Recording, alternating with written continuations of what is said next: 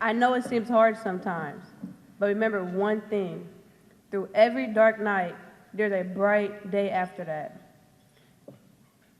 So no matter how hard it gets, keep your head up, stick your chest out, and handle it. The club has played a major role for me in many times in my life. It was a safe place for me in elementary school. It was a summer haven during my middle school years. And in high school, it became a best opportunity. I didn't grow up with my mom or dad. When my mom had me, we were living in Southern California, and we were in a group home. My granny did not like that, so she took me under her wing. My dad got shot and killed in Baby Hunters Point District when I was around 2 or 3. I'd never seen him. I don't know what he looks like. When I was 11, my granny passed away, and my great aunt took me under her wing.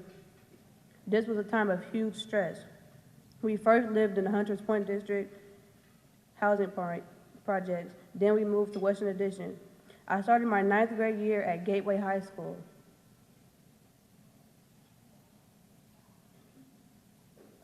Everything seemed to change and go downhill when we had to move from Western Addition to the Baby District again. That move also caused me to change schools. I went from Gateway High School to Metro Arts and Technology High School. But I continued going to the club because I know it was a place I can truly call home. When I was around 9 years old, I started coming to the club because everybody I knew went there.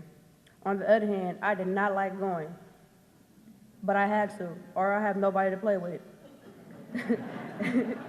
During the school year, I remember coming to the club and just sitting there on the couch in the games room, watching the TV, but the TV was never on. I wouldn't talk to anybody or anything. I would just sit there. One time, Ken Smith, the tech director, he came to check on me and asked me to come upstairs and sit with him. He wanted me to make friends and talk to people. And every day from that time on, he kept checking on me. As I transitioned to middle school, I came to the club less often, maybe once or twice a week. Summer, however, was a whole different story. I had to go to the club every day. I was there when it opened to when it closed. I learned to swim by the swim director, Matt. I rarely went on field trips because of my behavior, and I was on the bench way too often. It was shortly after this I stopped going to the club altogether, for about a year. But the club did not give up on me.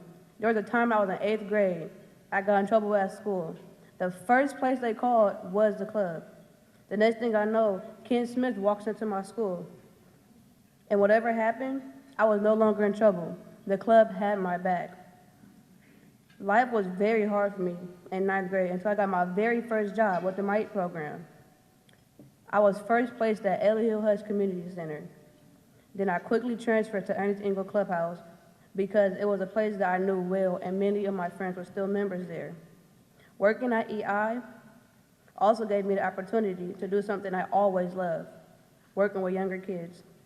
It also helps me that the staff is a great, great support system there. They allow us to learn and grow into young adults.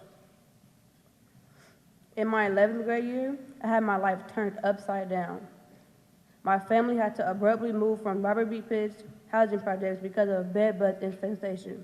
Just imagine being uprooted from your home, your school, and your friends for a reason like that. I had to change schools because of all that. But I refused to stop going to the Boys and Girls Club.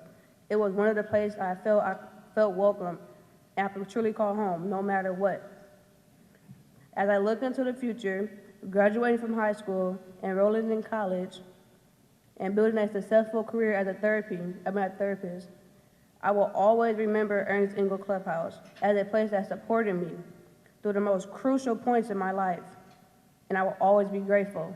Thank you.